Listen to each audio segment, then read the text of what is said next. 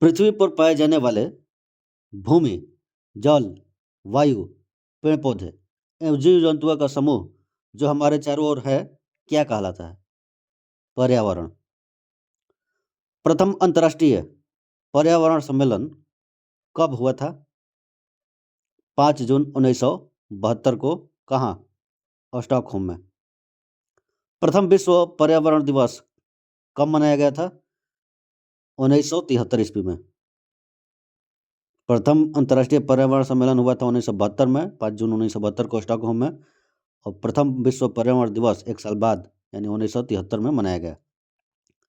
विश्व पर्यावरण दिवस कब मनाया जाता है? 5 जून को। ओजोन परत के संरक्षण से संबंधित मॉन्ट्रियल सम्मेलन कब हुआ था?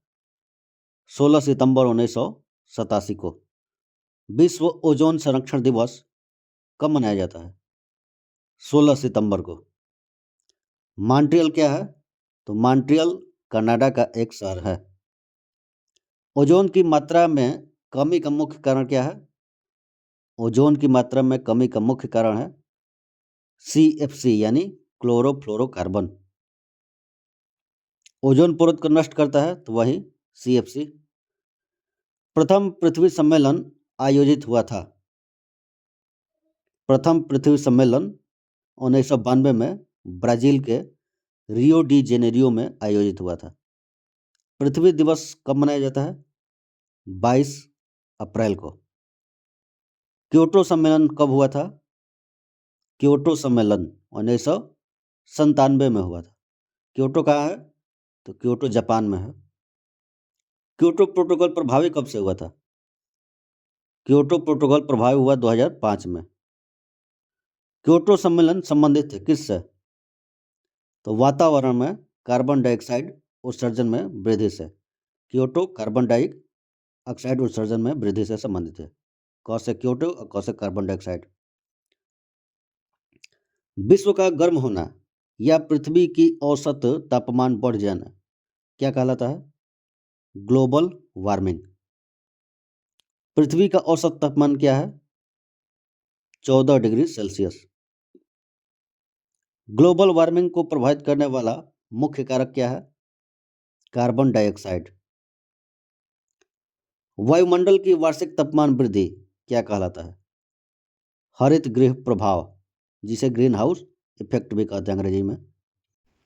ग्रीन हाउस गैसें है जलवाष्प, carbon dioxide, methane, nitrous oxide.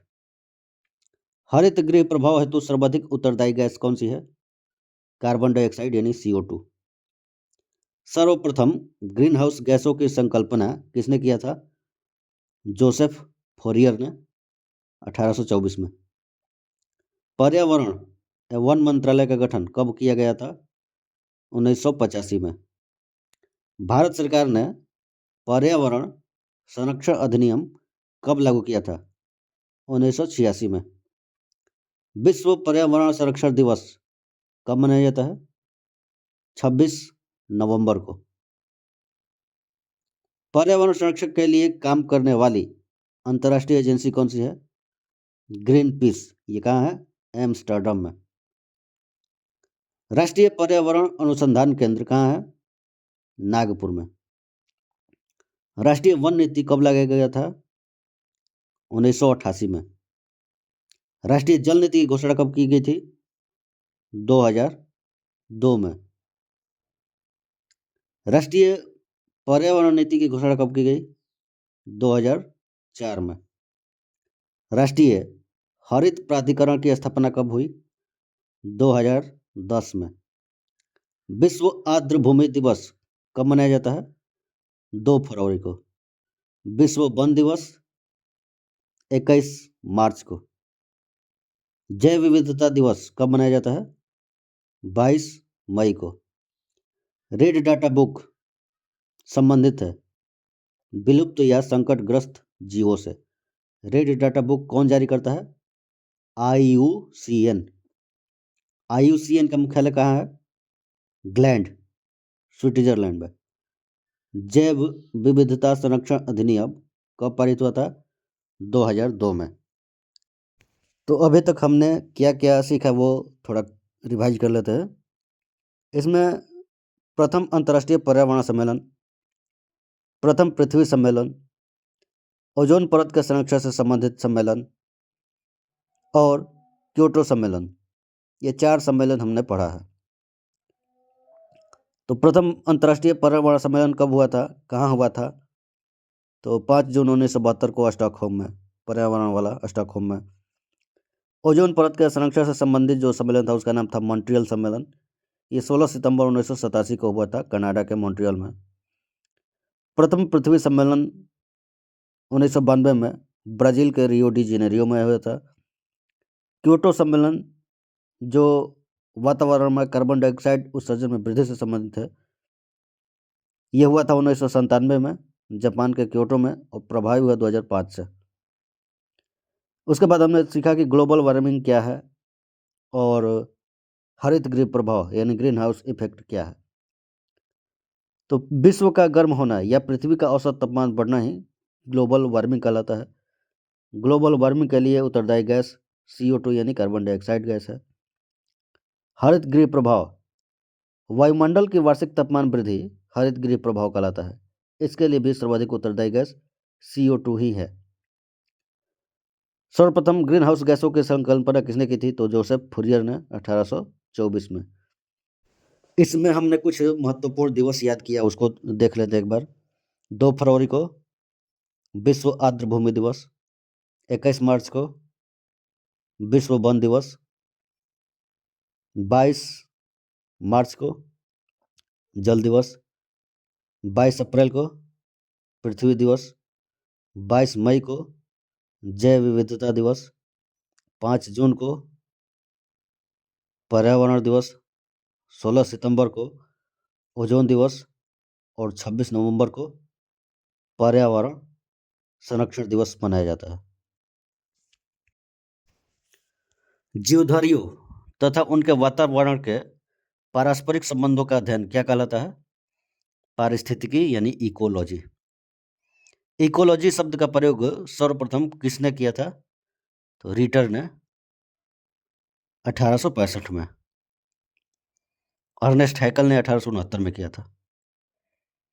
सर्वाधिक अस्थायी पारिस्थितिकी है महासागर। रचना एवं कार्य के दृष्टि से विभिन्न जीवों और वातावरण की मिलीजुली इकाई क्या कहलाता है? पारिस्थितिकी तंत्र यानी इकोसिस्टम। पारिस्थितिकी तंत्र या परितंत्र शब्द का सर्वप्रथम प्रयोग किसने किया था? A.G. टांसले ने 1935 में। इकोलॉजी शब्द का प्रयोग किया था रिटर ने और पारिस्थितिकी तंत्र या परितंत्र शब्द का सर्वप्रथम प्रयोग A.G. टांसले ने किया था। परितंत्र में ऊर्जा का स्रोत क्या है? सूर्य प्रकाश। पर्यावरण की कार्यात्मक इकाई है परितंत्र। पारिस्थितिकी तंत्र किन 2 घटकों का बना होता है? तो जैविक घटक एवं अजैविक घटक। जैविक घटक को कितने भागों में विभक्त किया गया है? जैविक घटक को 3 भागों में विभक्त किया गया है। उत्पादक, उपभोक्ता एवं अपघटक। उत्पादक द्वारा उत्पादित खाद्य पदार्थों का उपयोग करने वाले घटक क्या कहलाते हैं? उपभोक्ता। उपभोक्ता कितने प्रकार के होते हैं?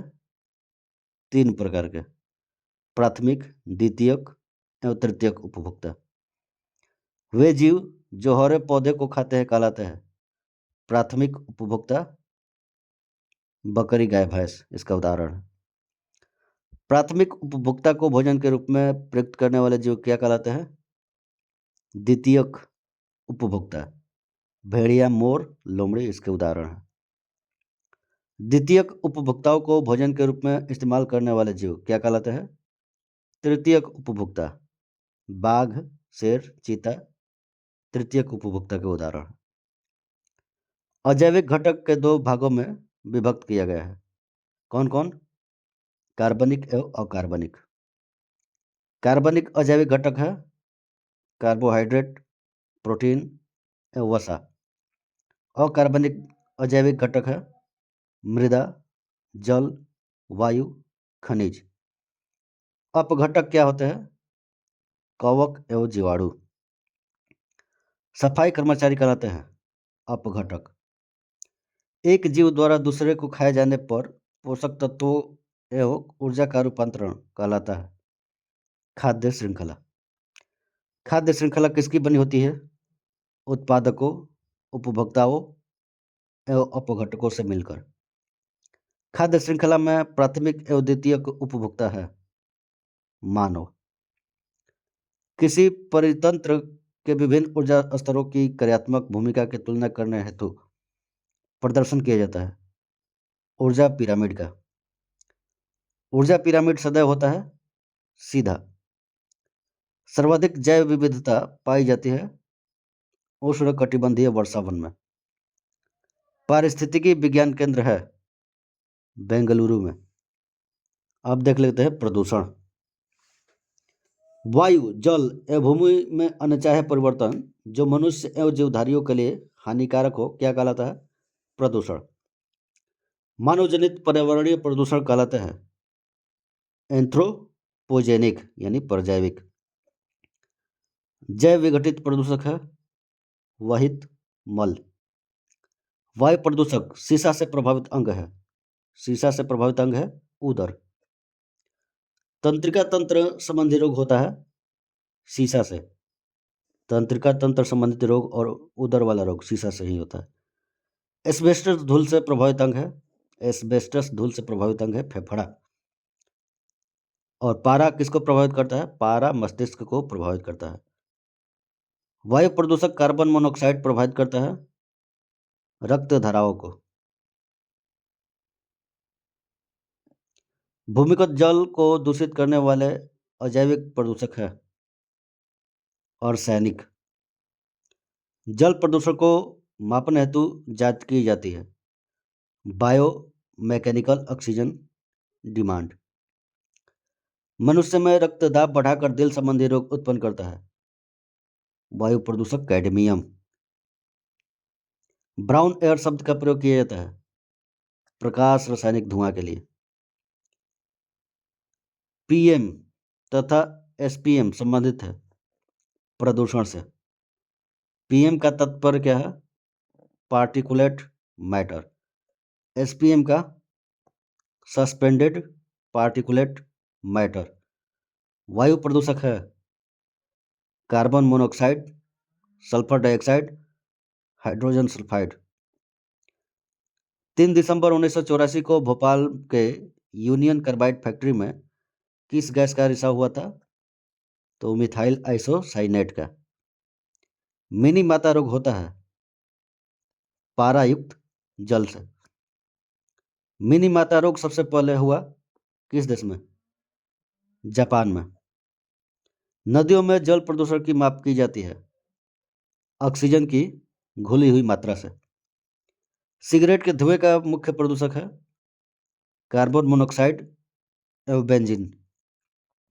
केंद्रीय प्रदूषण नियंत्रण बोर्ड कहाँ है? दिल्ली में। जल संरक्षण एवं प्रदूषण नियंत्रण अधिनियम कब बना? 1974 में। वाहनों से निकलने वाले धुआं में क्या पाया जाता है? कार्बन मोनोऑक्साइड एवं सीसा। कारखानों से निकलने वाली धुओं में मुख्य रूप से पाया जाता है तो कार्बन डाइऑक्साइड। अम्ल वर्षा मिश्रण है सल्फर डाइऑक्साइड एवं नाइट्रोजन ऑक्साइड का। अम्ल वर्षा के रूप में पृथ्वी पर गिरते हैं सल्फ्यूरिक अम्ल तथा नाइट्रिक अम्ल। डीडीटी होता है अजैव अपघटनीय प्रदूषक। संगमरमर से निर्मित ऐतिहासिक इमारतों को हानि पहुंचाता है सल्फर डाइऑक्साइड। ग्रीन मफलर संबंधित है ध्वनि प्रदूषण से। चावल के खेतों से निकलने वाला प्रदूषक है मीथेन।